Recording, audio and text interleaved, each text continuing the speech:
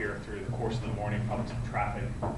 So we'll get started though. Good morning. Thank you everybody for coming. My name is Adam Verchinsky. I'm a senior relationship manager with Pershing Advisor Solutions. And I know that I speak for everybody at Pershing when I say that we are very pleased to be hosting today's event on innovation. And something that we all hear about, innovation, we hear a lot about it in the media. We know that it's something that's really relevant for today's increasingly competitive digital global economy. But what we haven't heard a lot about is innovation and how it applies to advisors. What are we doing as an industry to build in innovation into our own businesses as advisors and how we can work with our clients? So today's event is really just one example of our overall practice management offering. And that goal of our practice management offering is to really help you, our clients, develop solutions to transform your businesses into world-class organizations. And we know that it's become increasingly complex, difficult to manage your firms with the many challenges that you have that are always competing for your attention. So what we tried to do is we tried to create the practice management offering in such a way that makes it available to you how you're most comfortable working with us. So it could be an event like today's session, could be something like our thought leadership or our guidebooks. It could be even something like customized consulting for you, right? Really tailored to what you specifically need for your business. So we've really honed that in as the new model custodian, part of the practice management offering being core to how we work with your firms. So, as I mentioned, the programs such as the one we're doing today do go beyond high-level guidance. That's one of the other key differentiators. And the personalized consulting or turnkey action plan, that can all be accessed through your relationship managers. So besides myself, Jen Gadd's a relationship manager here today. Joe Majkowski is a relationship manager here today. They can all provide practice management services to you as well as access to other practice management offerings or experts that we have here with inside Pershing Advisor Solutions. So last thing here is that we do try to take an approach which is a little bit innovative in terms of how we deliver. So we'll tend to mix in things like events as well as consulting at the same time. So that way we can try to build a robust program, a robust platform for you to get however you want to do it. But it's really all to be an innovative approach, a little bit different from what we find elsewhere in the industry. And there's that word innovation again that we hear about. And that segues nicely just into a couple of quick words on Pershing's own innovation program. So all of you know Pershing as your custodian, but what you probably don't see is a lot of the behind the scenes effort that Pershing focuses on innovation. And we're constantly looking at opportunities to improve the services, the solutions, the experience that you and your clients have in working with us.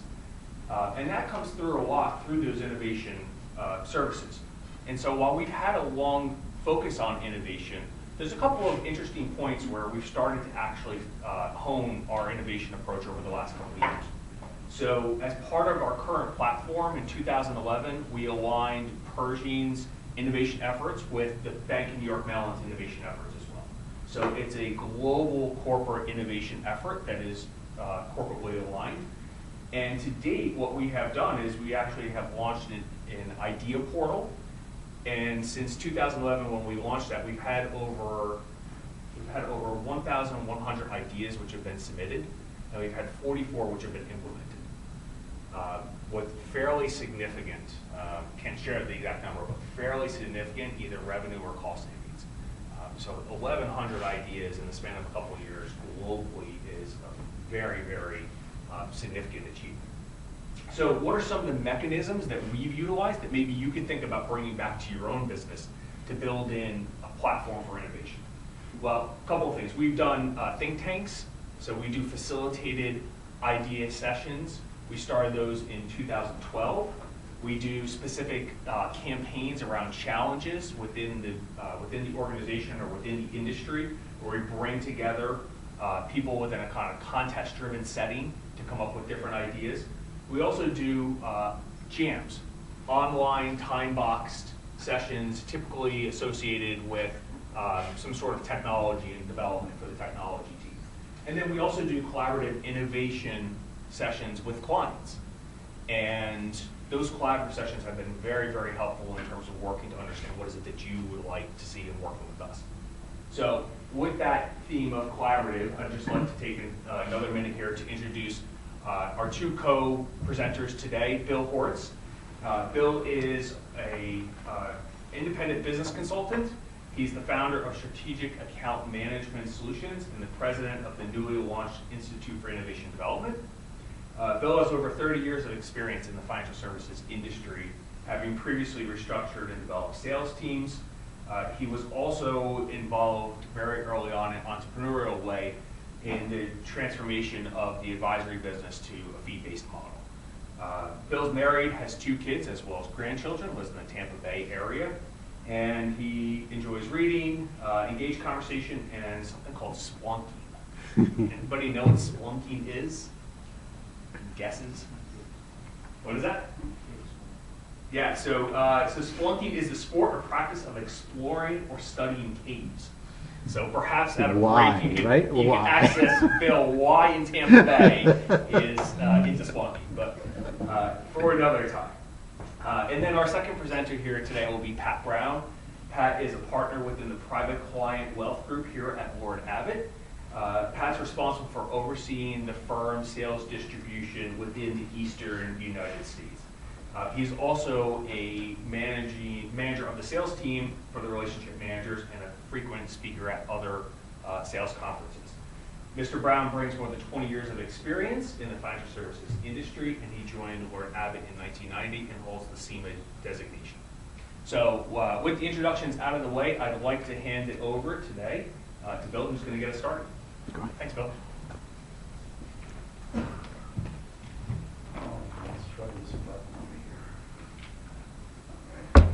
Well, thank you, everyone. And I've heard some of you have had a major trek to get here, so I appreciate that, braving elements and being here. But this is an important topic for me. Obviously, I started an institute around it, and it's really, from my vantage point, it's trying to grapple with this word.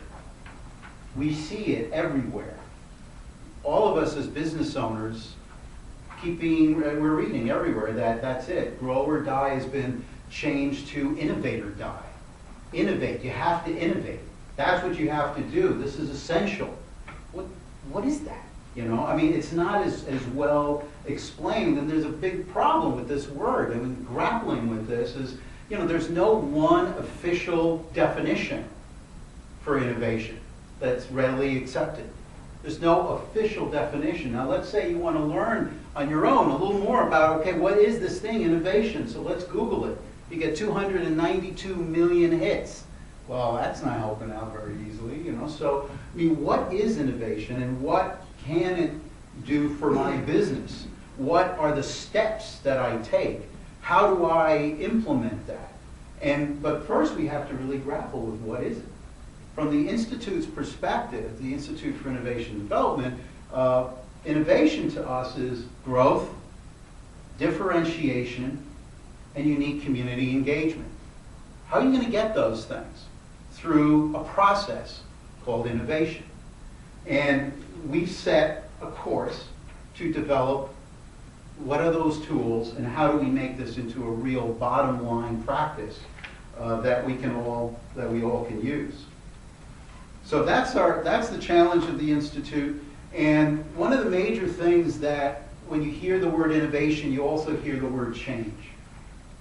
And I think all of you, as you keep hearing about change, and there's a word now being added to it, hyper.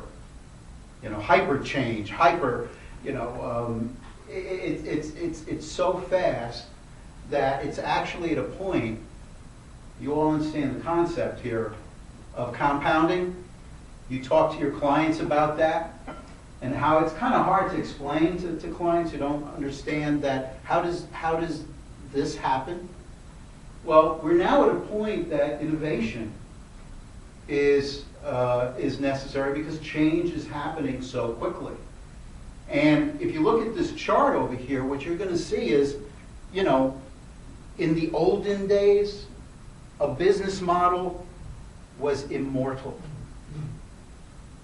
A business model didn't change much because change itself was gradual. So in the old days, as you started having, you know, the radio, the stove, this is the percentage of households that started using this innovation, this new tool, and the number of years it took. And these are segmented in 15-year increments. So what you can see is obviously, you know, some things took a while to get into the regular mainstream. But now, as you start looking at the VCR, the cell phone, the internet, you're starting to see these gradual patterns becoming very similar to the compound growth chart that we saw just before. Change is compounding. It is happening so fast, they even use the word now hyper in front of it, you know, as if you need that. But the problem is, for all of us as business owners, how do we deal with this rate of change? And bottom line, if new innovations, if new ways of doing things, if new ways of thinking, if new ways of working with each other are happening this quickly, this will affect your clients. This will affect their perceptions. This will affect their decisions, their expectations. As the world is changing so quickly, they're going to be looking around and starting to accept change. But how do you deal with your clients' perceptions as they're changing this quickly? Is your business model changing? Are you doing things to move along with change?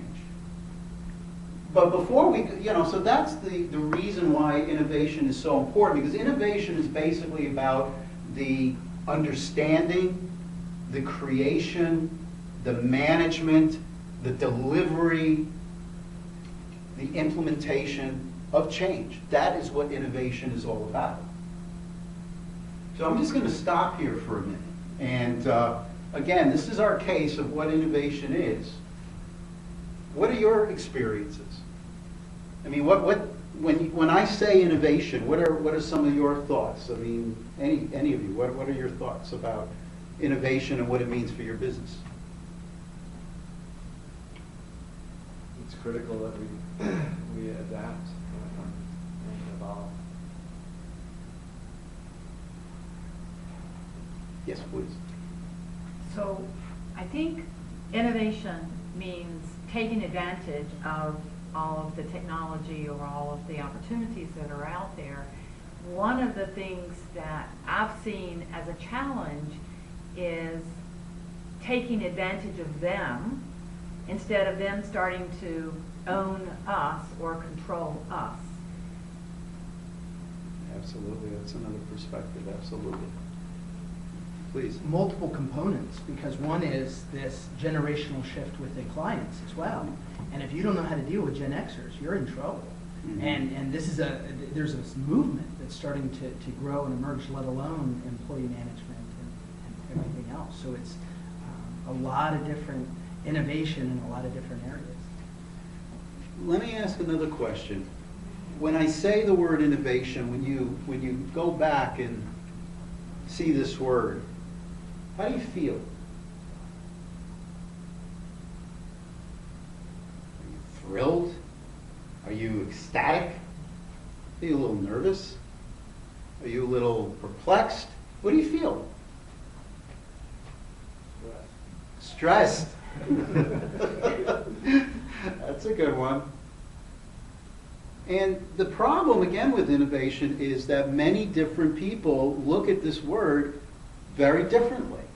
This comes loaded with all kinds of connotations, personal. Well, I tried something new in the past and I got my head handed to me. I ain't going to do that again. Right? So there may be a personal experience that's behind this. And so there's context behind this. There's whether you've had a good experience with it in the past of trying something and it's working. But again, that's why it's so difficult to implement, because it's the lack of a consistent definition, the way that everyone's thinking of different things when you're talking about it. But as you all mentioned, innovation is something you need to have because the world is changing so quickly, so fast. So I just a quick thought. I just saw a quote the other day: "Improvement is impossible without change," which is true, and innovation is part of that, I think. You know, absolutely. And the other thing about innovation is that while innovation is a positive growth tool, it's something that helps you, develop and create new services and new revenue streams, etc. Not only is it a positive tool, a offensive tool to keep up with change, but innovation is also critical for all of you because it's a defensive tool as well. Because if you know the processes and you're really looking at change and trying to harness it, then your lateral vision is kind of opening up. And let me talk to you about what happens when people don't implement innovation. And you don't have to take my word for it. I mean, talk to the executives, former executives of the music industry, Kodak, Blockbuster. You know, there's a number of, I could go on with a list of, these are people that did not heed that they needed to change. Now, when I talk about these executives, I want to emphasize a very important point. These people, Barnes and Nobles, Borders, these people built empires. These were not stupid people. They were credentialed, they were experienced, and they built empires from a few stores to all over the country. These are people that knew their business. You want to argue with some of these people at the height of what they did in their business and how they grew? Now, one thing that they all had in common was that they said they knew their customers. And this business plan will live forever because people do not change. So, the music industry, something called iTunes was coming around. They don't understand. We understand our customers. People buy albums. They wait for a year or more for that favorite band of theirs to come out and get that album. Yeah, sure, they like some songs better than others, and so, but it's that whole experience. We know our clients. They're never going to buy a song at a time, quote unquote. Borders. They built, the second largest chain of bookstores from one originally. We know our customers. We know our customers. They like to walk into a store, spend hours there, and they love to take that book, and hold it, and hear the crack of the spine, as they open it, this fresh new book for the first time. We know our customers. We're going to keep building stores and more stores and more stores because this business model is immortal. It will not change. Because people will not change, and we know our customers. Amazon came along. Empire after empire after empire. Kodak invented the digital camera. They had a little R&D effort going. They invented the digital camera. This empire said, it's going to take generations before people start, taking, people aren't comfortable with that kind of stuff. It's going to take generations, and we're not going to cannibalize our earnings now, and start confusing our customers, and we're so ahead of the curve, let's just kind of bury that, let's put it over there. And that's what they did. Kodak was an empire the share they had of the industry was phenomenal. They fell. Empire after empire after empire. And the great thing about innovation is it keeps you thinking, it keeps you looking, it keeps you asking questions. It's a process. They did not have a process in place that regularly challenged themselves. That's what an innovation process does. So while innovation is a process that we all can learn that help us offensively, keep coming up with new ideas, new revenue streams, new ways of working with clients, keeping up with changing thoughts, perceptions, it also is going to defend us because it forces us to have that lateral vision. But what is this thing? What is innovation? How do I do it? What does it look like? Is that innovation? This guy over here? What is it? Let's get down to the nitty-gritty. What is it? How do I do it? I'm a small business, medium-sized business. How do I integrate? First, let me start with what innovation is not. It's not going in a cave, staring at your navel, having a bolt of lightning hit you and say, "Ah, I came up with a new idea." It's not mystical. This is the first person who will tell you that innovation is not about genius. He said it's about imagination. That's much more important than information. That's a quote of Einstein's. The most important thing is just to have imagination, you don't have to be a scary, smart person. Now, for a lot of people, again, innovation, there's an R&D department, there's a product development department, or there are those people do innovation. I do sales. I do this, I do that. It does not have to be compartmentalized. It does not have to, and it shouldn't be. But a lot of people feel that innovation comes from certain people. There's a trait. It's God-given. It's something that genetically is endowed and bestowed. It's not. And this guy is the first one to say, don't believe that. So, bottom line, innovation is really about making money or saving money. It's doing things in a different way that uncover new ways of doing things that lead to new revenue or saving your effort to, again, doing new things for bottom line benefit. Now, again, as I mentioned, there's a lot of definitions and people look at it from different perspectives, so you have all kinds of definitions. This is a kind of good definition about innovation, to get a little deeper into what innovation is. It's short, sweet, and it really begs a couple of issues there. One, innovation is the executing of new ideas that create value. So think about that for a minute. It's the execution. An idea in your head, unless it's out, is an invention. If it's out and being used, it's an innovation. So an idea is not enough. So it's executing. It's about new ideas and making sure you have a different approach and perspective. And it has to, bottom line, create value for people. A lot of people create things from their perspective. Boy, wouldn't this be cool to do this? Yeah. Does any of your clients, would they buy it? Is it interesting? So when you really think about starting an innovation process, when you're trying to add innovation into your business, there are three different components of it, practically. One, there is this creativity process.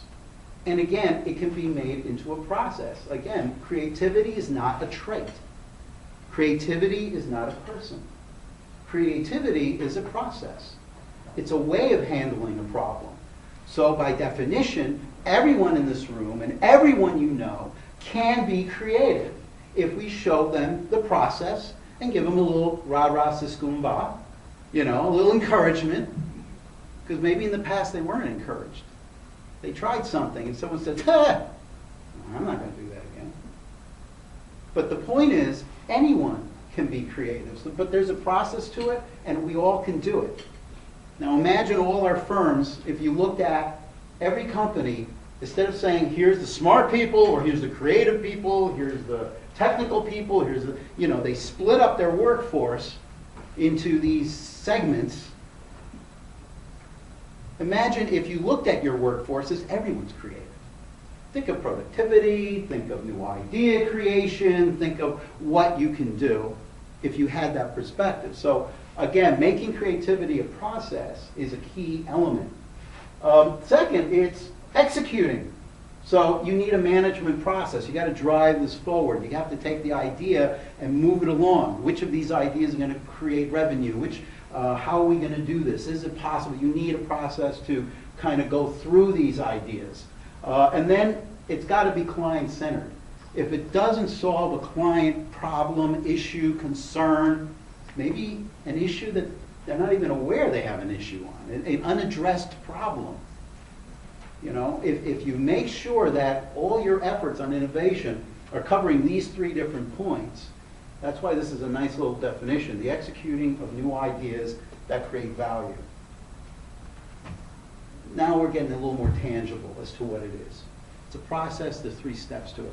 Let me open up. Any questions on where we are so far? Or what's your response to this as a definition in the first place? Bill, is there one of those components that you would say is more important to begin with over the others? Absolutely. Client-centered. There's always been these issues that how client-centered are these different industries. When a product comes out, is it really addressing a client need, or was it a linear tweak to what's already there? Well, this is here, and we tweak it a little bit, it's now a little bit better, but that's from your internal perspective. Did you really vet it with a client? How many clients did you vet it with? So I think, number one, if it doesn't really add value, you can come up with tons of ideas. That's the easy part. We all can come up with tons and tons and tons and tons and tons of ideas. But what do you do with those ideas? You've got to manage those ideas, but make sure, bottom line, that you're really focusing a client need. So the crucial nature of having advisory boards, the crucial nature of client advisory boards, of regularly making sure you're digging a lot more with questions as you're talking to your clients. Dig deep. Get emotional. Because when you start getting more emotional, you're going to hear how people feel. And sometimes they're not going to tell you. But if you can kind of draw it out of them, if you get a little bit more personal and get more into really understanding how do they feel about these things. But that is crucial. Now, how do we further apply this to our businesses? Okay, it's a process. There's steps to it. And since there's steps, we can learn them. The great news is, for 4 years I've been studying, it's not 5 years, I've been studying the world of strategic account management. How do you work with clients in the most creative and novel ways? And I look across industry, across the globe. That's very important. If you want new ideas, you have to get outside of our industry to really find them and then mix and match. But you need to look for what's out there. And then when I started looking, there's this huge amount of resources out there. There's all kinds of information. How do you do this? Experiments that were done, proven processes. And we're going to go into some of those today. And it's amazing. It's amazing the fact that there's so much information out there that we're not looking at, that we're not touching, that we don't know, we even know that it exists. I was in the industry for 30 years. I was the head of the strategic account management effort at Oppenheimer Funds. Then I found out there's something called the Strategic Account Management Association. Yeah? I'm in strategic. There's a global, cross-industry. We never talked about it. It was never discussed. All my friendly competitors, when we got together, had a few drinks and what's going on, stuff like that. No one ever mentioned this. I went there, and I found out that there are all these, this is a global organization, cross-industry, and they're sharing ideas. Here's an experiment we did with this client. Look at what the results of this was. Oh, but we completely changed our perspective. We did this experiment, it didn't work. Here's why it didn't work, or at least why we think it didn't work. And here's what did work. And just sitting there, all this information, and then we look at the industry listing. Financial services was the least participating industry of all industries in that association. I talked to the senior people, and they said, we'd love to have more, financial service firms in this mix. We'd love to have them, but it's difficult. The global banks were there, but it's sitting there. It got me crazed. You can tell, right? It got me nuts. So, and then I started digging more about innovation, whatever, and then here's what we see. There's all kinds of thought leaders, there's research, Clay Christensen, disruptive innovation, John Cotter, Gary Hamel. These are people who are searching, doing, learning, trying different experiments, and they're just, and they're compiling these best practices of innovation, but cross-industry, all different perspectives. There's innovation blogs, websites. Some of them are just aggregators of other experiments. Some really go and challenge to come up with original thinking. There's associations, SAM, as I mentioned. So there's this huge, rich vein of information out there. So we know where it is, okay? I know where it is, and that's one of the things that we're compiling. The second thing is that there's a rich vein of information of successful CEOs. CEOs that successfully did innovation. Well, how'd they do that? CEO of Whirlpool, Dave Whitman. He was brought into a stodgy old manufacturing company. His charge was, make this company grow. Make it grow.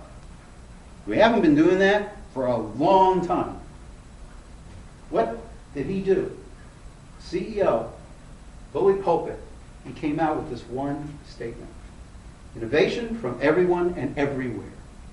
He said it as a mantra. He kept saying it at every meeting to all his managers, to tell their recruits, their employees and their people who were working with them. It was in their newsletters. But not only that, he created a couple of systems, a couple of processes. How do we got to get information from people to make sure that they know we're serious. We want ideas. Everyone, every single department, every person who is this company is expected to think. And they created a system to collect ideas, to go through these ideas, to vet which ones could potentially create new revenue streams for us. Well, bottom line, was that worth the effort, this innovation effort? 20-fold increase. $8 million to $1.6 billion. Innovation, making it into a process, and having leadership to say this makes sense, we're going to do this, is bottom line. A.G. Lafley with P&G. Understand what he did. P&G is one of the, very creative company, but when he came on board, their earnings initially, he's back again on board, but first time around, when he first came on board, the issue was we're starting to stagnate a little bit. So we need to come up with more ideas. So his charge was make your business grow. So what's the first thing he said? He said, number one, okay, we have some of the smartest scientists, research development people in the world in this company. Every year we're taking the cream off the crop there of new MBA students from the top schools. We have some of the most experienced executives ever collected in one company. You know what he said? Not enough. We're fooling ourselves. He started something called open innovation. Open innovation is we're going to talk to our customers. We're going to talk to our vendors and start making them strategic accounts. What are you seeing? We want to challenge you every time you come in to talk about the contracts. Where do you see industries going? What are you learning about? He made sure that they opened up the perspective and that's open innovation. Now, they also were growing by lots of acquisitions. But the interesting thing is, bottom line, he tripled profits, but when you valued all those acquisitions and the cash flow, there was $100 million, there was a premium over the cash flow, and that was called the innovation premium in this company. Because of the fact that people started expecting, they're going to keep coming up with new ideas. The overall value of the company went up $100 billion, but most of that was because of this innovation premium. Now, all of you as business owners, you have a structure to your business. When it comes time for you to sell your businesses somewhere down the line, what if you were able to show the buyer that not only here's the revenues, here's how you your business model and what have you, but we also have an innovation program that we regularly, once a year or however, keep challenging ourselves, and over the years we kept developing these incremental increases, changing services and what have you. So I built that into the structure of my company. You can ask for an innovation premium, just like a lot of companies on Wall Street who do this effort can command and do get it. Now, these are big companies. Let's talk about Connie Enterprises. I also work with the Port Authority of New York, New Jersey, and I work with some of the small business owners that work with the Port Authority, and one of them is Conti Enterprises. They were a $4 million construction company, and here's this smaller company, and the interesting thing about their business is that they don't have a lot of employees. They go to the union hall, right? And they have to, depending on the jobs, they start getting, these outside workers, and it depends on the job and what have you, who you get. But what he decided to do, how do I motivate my group, is he started, again, as the CEO, as the leader of that company, small company. He started saying one thing all the time: leadership. Find me 10%. Find me 10%. Once a week, on Fridays, he get his employees, the core managers of his, to report. 5-10 minutes, that's it. Your answer is, here's what I found for 10%, or I didn't find anything. Good, thank you, next. Find 10%. Can you do what you're doing 10% cheaper? Can you do what you're doing 10% faster? Can you do anything 10% better? Every week. That was the mantra. Start thinking this way. And he started making sure his manager, they expect a call, keep telling all these workers, by the way, we want and we'll give you a bonus if you come up with an idea. But again, it's just leadership. It's a decision to say, I'm going to grow, and I'm going to start processes and systems to make it happen. So there's a lot of these bottom line, practical applications of what exactly innovation is. Boils down to process, boils down to leadership, it boils down to a decision that you make as to how important is this. And then, are you going to schedule some time to do this every week? So it's a decision. That's what it really comes down to. What the Institute does is basically we're compiling all this.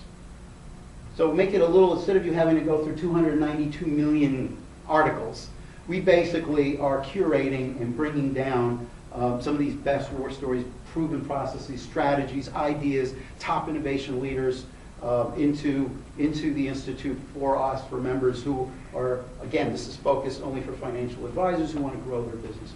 So the one thing is, let's compile all this. The second thing I want to do, I better watch my time here. The second thing is, good. The second thing, let's pick one of these resources. Give you an example and a taste. I highly recommend that you buy this book. Or one of you lucky people will win this book today. That's say the magic word. I don't know what that is. But this book is very interesting. As I said, there's all this research being done out there. It's already there. It's in plain sight. It's there if you want it. This book was an 8-year study. An 8-year study where they started interviewing top, all the, jobs and, any name you can think of. They interviewed top CEOs of innovative companies, serial entrepreneurs, inventors, scientists, people who create new ideas. They talked to hundreds of them. I think it was somewhere around 600 of these people who regularly, successfully innovate. They gave them battery of tests. Let's see what their wiring's like. Here, take this profile, this, that, and the other thing. They asked them all kinds of questions. They watched them. They poked them with sticks.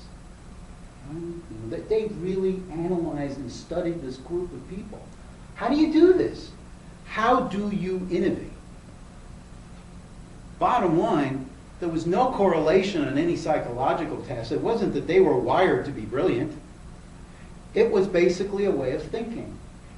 It was basically a way of being. It was behavioral traits that they decided to do that other executives, other business owners were not doing as much. There was a clear pattern.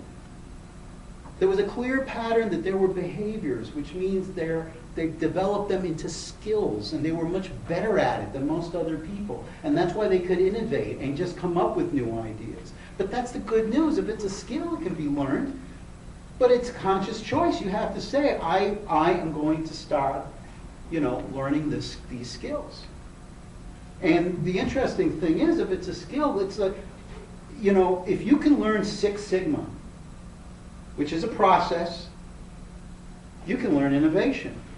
It's on the other side of the coin. It's also a process. But you can't use Six Sigma to build your way through efficiency into growth. That's de minimis. There's only so much you can get out of that process. It's important. You have to do it. It makes your business more efficient. But the other side of the coin is, how do you grow? And you find out that the processes and the way you do it is different than the way you do Six Sigma. It's a completely different way of thinking. But it's still a process that you can follow, emulate, study, develop. But that's what they came down to. It really came down to a conscious choice. And the great news, it's available to anyone in any industry, in any size company, anywhere in the world. That was the good news of this book. And it goes on into details. What was it that these people do more readily than the average business owner, than the average person who says they want to innovate? They spend more time doing these 4 things: questioning, observing, networking, experimenting. We're going to go into each in detail.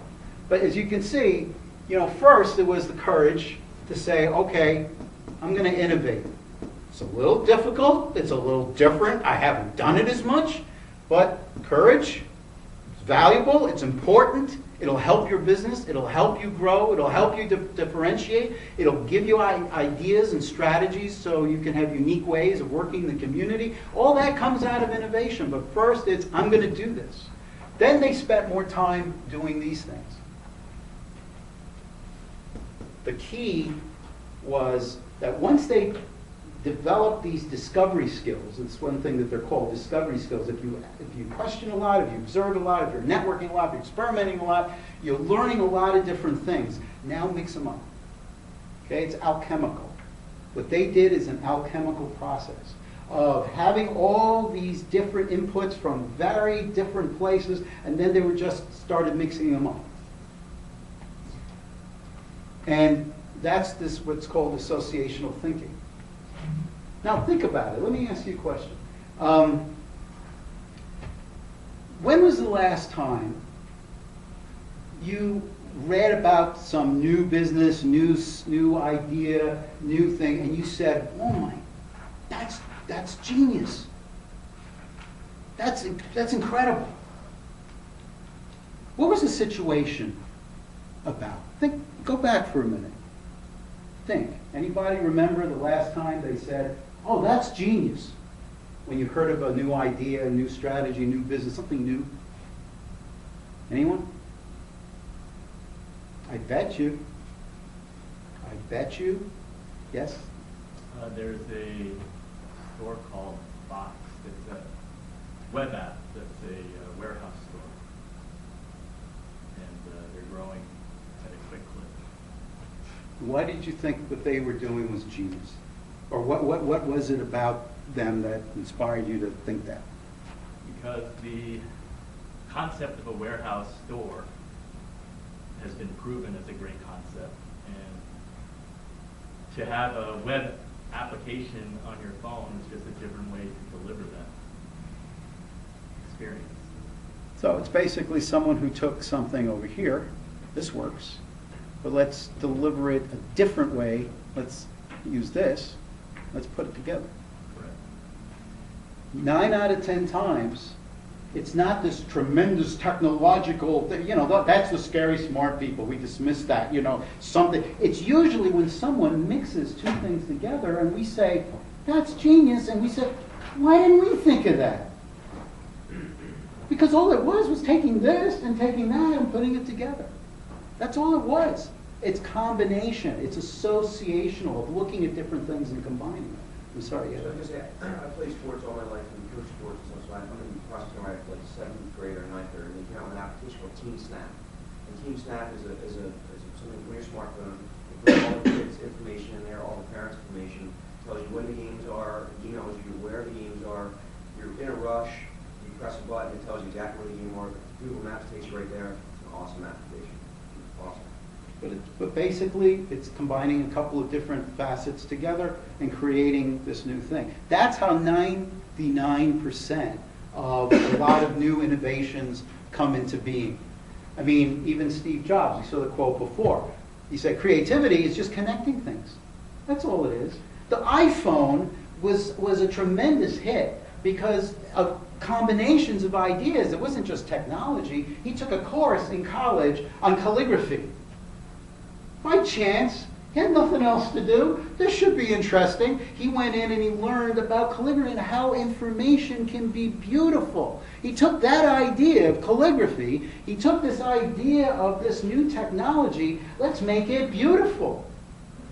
The design, everything he did was combining those two different ideas that made the thing as passionate, you know, response from people who loved, you know, especially the initial and early launches. This is a great tool.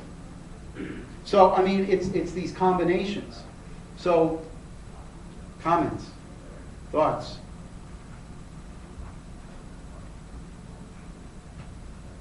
Are you all going to rush out and start combining stuff now? Okay. What kind of combinations are we seeing in financial services these days? Combinations in financial services. Well, you know, some of the, I've been talking to some of the innovation, you know, advisory board members that we have, and the big things that I just talked to one was in the banking area of how so many banks are adding in the touches that other firms have about experiences. You know, how do you create an experience? And they're really thinking about, why does banking have to look and feel this way?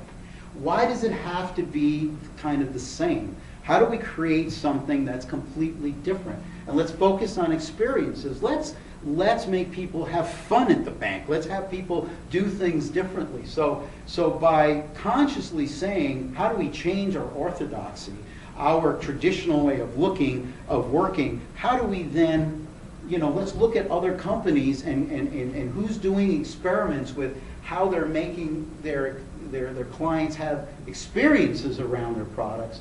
They're starting to come up with unique ways. I mean, for instance, some of the most inventive, creative banks in the world are in South Africa, quote unquote. Okay, from a gentleman who travels the world and he works with banks. Their stores are basically modeled after Apple. They have cashless banks. You have a machine inside if you want, but they have a branch that's just experiential with their clients. They have tablets and different ideas on how to come in and get information, ideas and services. They have community contests and stuff. So here's a cashless bank with an experience like an Apple store that creates community, and they're completely different than their competitors. So that's one example of mixing different ideas to create a completely different experience for clients. So this associational thinking, I mean, think Legos. The important thing with associational thinking is you need a lot of raw ideas, but disparate, crazy ideas from other industries. The more ideas you have, that's your tool set. So consider that. Let's say you had only green Legos and you had 5 of them. Create some. But let's say you spend time getting lots of different ideas and lots of different colors and lots of different shapes. Some of these top people who love Legos, they buy tons and tons of sets so they can have hundreds of pieces so they now can create all kinds of completely different things. But they need a lot of these ideas. So it's important that associational thinking needs to be fed with lots of ideas and different ideas. They can't be, if you're only looking at one industry and how have we done this before, okay, these are great ideas, these are important ideas, this is where we came from, this is what we've learned, this is it, but this is only orange-colored Legos. Start looking at other industries and you'll start getting red, green, and completely different thoughts and ideas and stuff. Now put it together and now you can really create a new idea, a new novel approach with your client, and innovation. But first, you need to have the tool set. You need to have as many Lego pieces as possible. So associational thinking, one, make sure you're getting inputs. And also, once you have these different inputs, force them together. We're going to do an exercise coming up shortly where you're going to do that.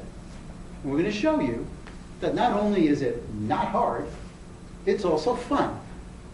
And you can stumble on creating an idea that no one else has done before because you are actually trying to mix and match different ideas. And this is how innovation happens.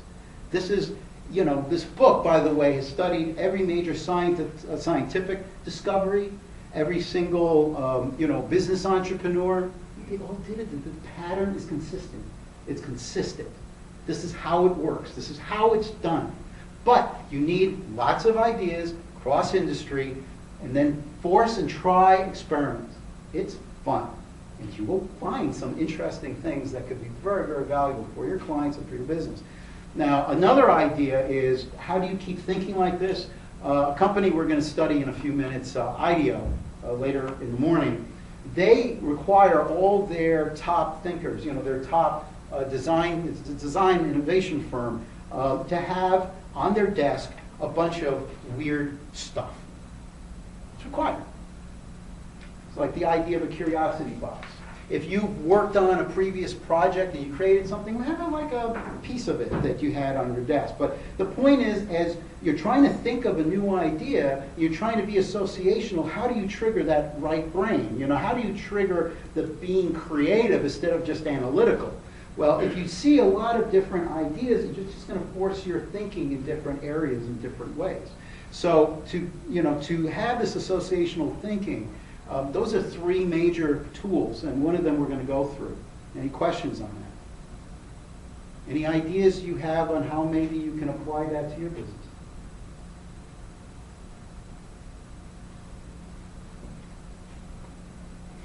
Bill, can you share just maybe your experiences in utilizing the advisory boards to help generate those ideas you talked about? Well, absolutely. How many of you have an advisory boards, client advisory boards? Okay. Have a lot of fun with them. Use them creatively.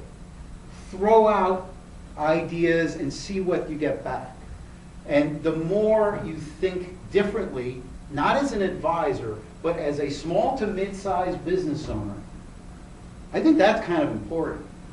Stop thinking of yourselves as just an advisor where this is the way an advisor acts and here's how an advisor is, and there is these orthodoxies. Beyond you being an advisor, bottom line, you are a small business owner. There are millions of other small business owners. What experiments are they trying? So don't just think as an advisor, think as a small business owner. And then you start asking different questions, and then you start experimenting with ideas. And we're going to go into forcing new and old combinations, but that's, again, one example of that. So, questioning. Let's go into that part. Questioning. If you think about your working with your clients and your business, what percentage of the time are you asking questions? You ever tried kind of tracking that? How often are you asking questions? What kind of questions are you asking? Are you asking deep questions? Do you ask one, and then ask the next, and then ask the next, and then ask the, you know the 5 whys? You know, legend has it that Mr. Land, who invented the disposable camera, got the idea from his 3-year-old daughter.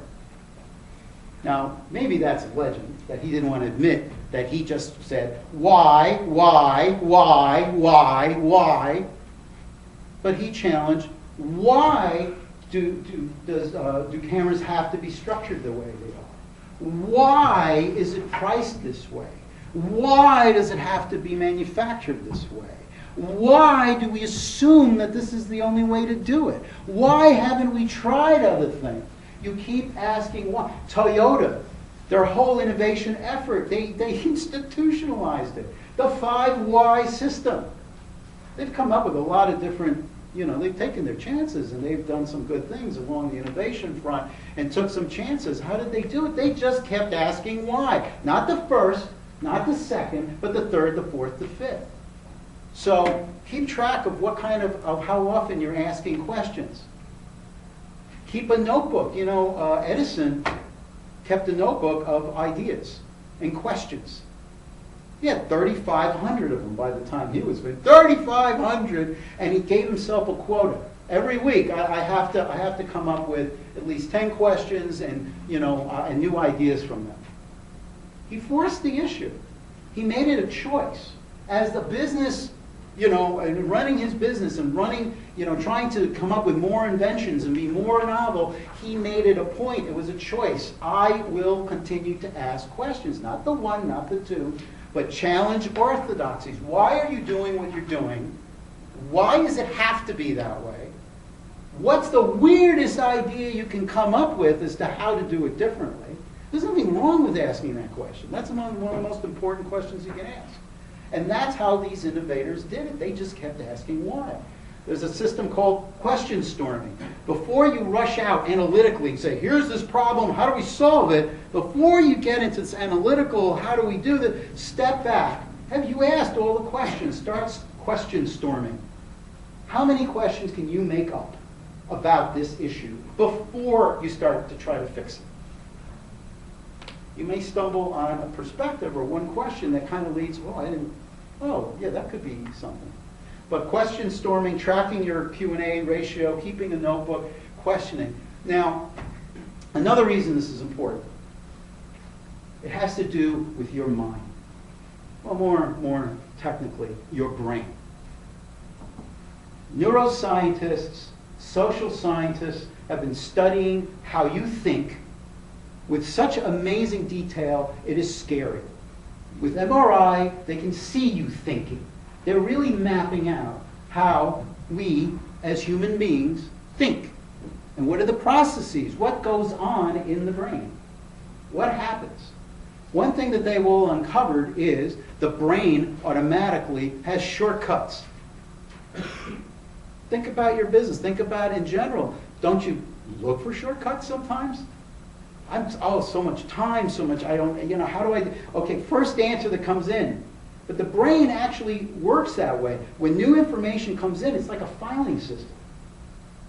And the first thing when new information comes in is, okay, what else is in here that's like this? Oh, okay, this is, all right, so this is what I know previously. Okay, so let's add it to what you already know. New information, add it to what you already know. That's what the brain does. That's how it works. The other thing is, when it doesn't know what to do with information, again, it infers, it interprets. Have you ever had a conversation with someone where you said, this is really interesting, and this is what I'm doing, and what have you, and the person then looks at you and says, oh, what you're telling me, oh, that's like this. And you look at the person and say, well, yeah, it's like this, but it's not that. But what the person did in his brain, the first thing is, you're trying to give new information to this person.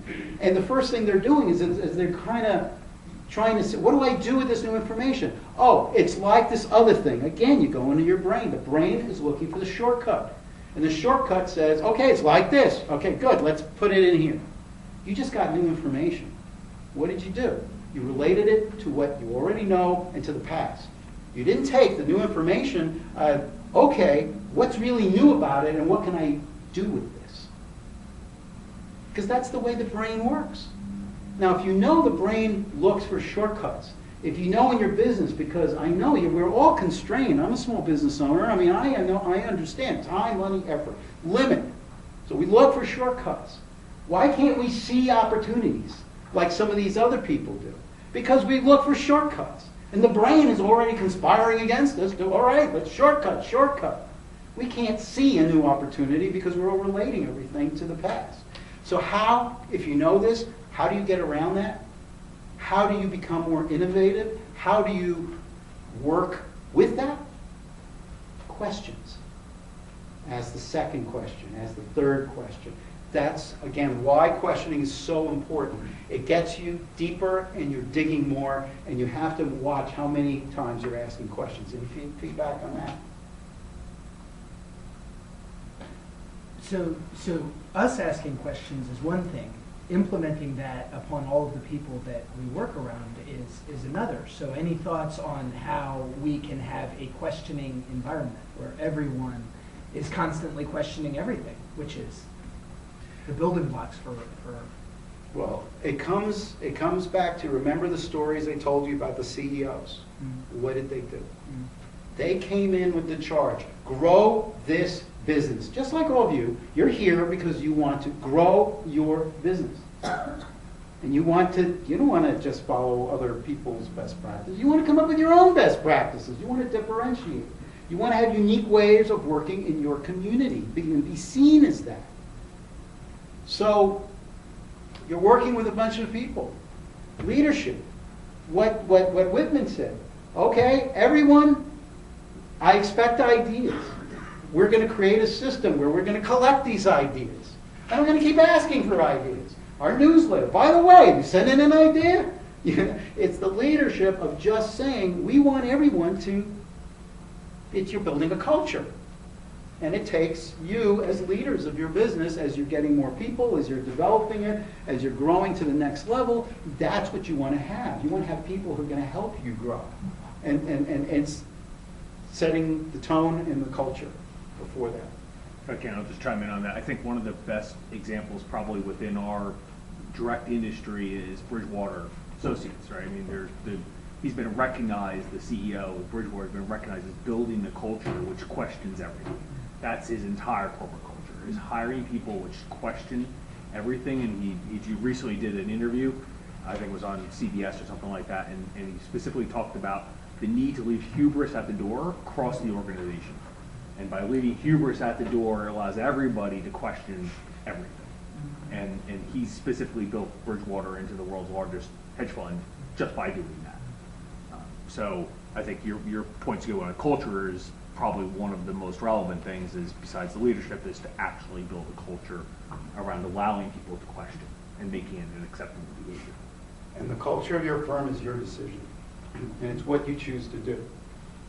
If you want to be more innovative, these are some of the suggested, based on proven innovators, what they've done, what they did and how they instilled it to start making sure that they were coming up with new ideas. So question, observing, okay? Let's talk about perception for a minute. Perception. There's looking, right? And then there's seeing. There's hearing, right? And then there's listening. Looking and hearing are physiological. You do that no matter what you do. That's it. You're wired for it. That's what you do. Physiological. But when any police department in this world, one of the first things they teach new recruits is how to see what's going on.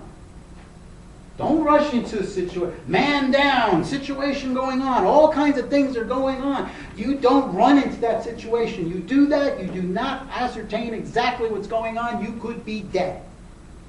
Or you could have not gone to a situation in the right amount of time to save somebody else. So what do they teach you? They teach you don't rush in. Walk in, look to the corner, look to the other corner, check out what's happening. Oh, come here, we need you, come over here. You notice New York City Police, right? They kind of take my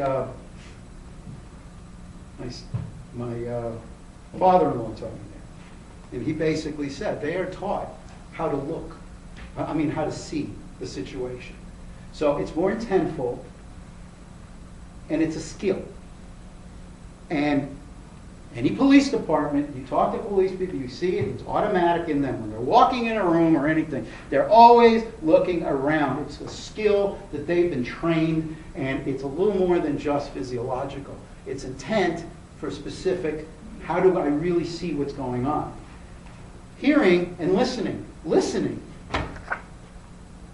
When you're listening, your blood pressure goes up.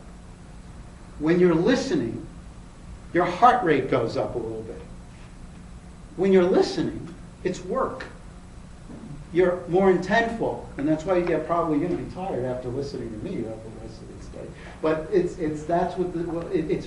not just hearing. It's also a skill to really pull out information. So when we talk about observing, it's really observing customers and companies and spending time listening and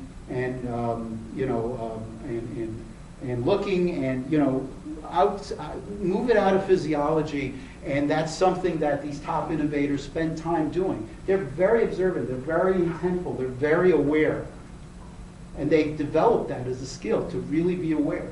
And asking questions also brings out a lot of these opportunities. Networking. These top innovators, again, network, but they really network cross industry. They want as many different ideas as possible. The more varied, the better. Remember your Lego set. You want as many colors, as many shapes as possible. So when you network, yes, it's great to have networking with other peers in the industry, and that's great. You talk to each other about that, but set a plan to make sure you're starting to build and talk to other small to mid-sized business owners like you, okay? How do they handle their issues? Are you the only industry that deals with regulation and regulatory issues? There are others. Make friends with some of them. How do you handle it? What have you found out? But it's a conscious decision. When they network, they go across industry. Well, I'm out of time. I'm going to tell you this great story, but I'm going to maybe over lunch. But networking, it's amazing what you can do if you have a really broad network that's focused like you are on innovation, on growth, on learning new things and ideas. So find those people. That's what I'm trying to find in the Institute, because we have a website that's going to be focused on developing a social innovation hub where people can come in and share ideas. So if your marketplace, or find groups that can get you hooked up to many different types of people. But that's the why networking is very important. Experimenting. One thing all these top innovators do is they're constantly experimenting. Once a week, they try something. Experimenting, cheap, quick, easy experiments. You have an idea, you're talking to a client, something, something triggered, try it. Try it next week. Cheap, easy, just try it. Try an experiment. Let's see if I do this, what happens. Let's see if I send this out, let's see what happens. They're constantly trying. Failing is not a problem. The more you fail, the more you're also learning. You're getting quicker to the real good idea. But they're always trying, they're always experimenting. So use tools. By the way, you'll hear later about Lord Abbott has a great tool for you to do. Quick, cheap, easy experiments in their program, which we'll learn about later. But again, it's find ways to continuously do experiments, prototypes, try things. So I think at this juncture, those are the basic skills that 99% of successful innovators who come up with new revenue streams, that come up with new ideas, that are constantly challenging their orthodoxy, this is how they do it. They take these 4 discovery skills. That's the raw material. Questioning, observing, networking, experimenting. That generates tons of new ideas. Then they sit down and use associational thinking of how do we take this, that this industry is doing, and how do we take this, that our industry is doing, and what about this other idea I just read about? Okay, let's take this, let's add this, and then let's this. This is innovation. This is what it looks like. That's how it works. That's how 99, again, all those successful innovators have a pattern of behavior. That's what it is. They do this 50% more of their time than the average business owner. They even quantified that. So it's not that they do that, they do it a lot. They schedule it. They put it in their plan.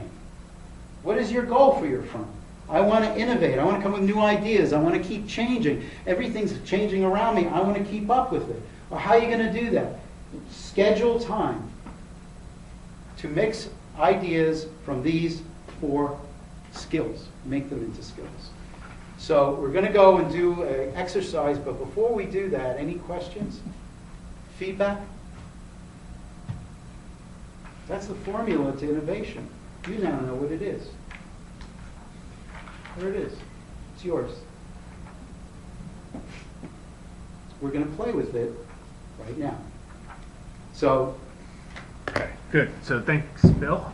So we're going to do a quick exercise, and in the interest of time. All right, so we've prepared what's called the alchemy of new ideas.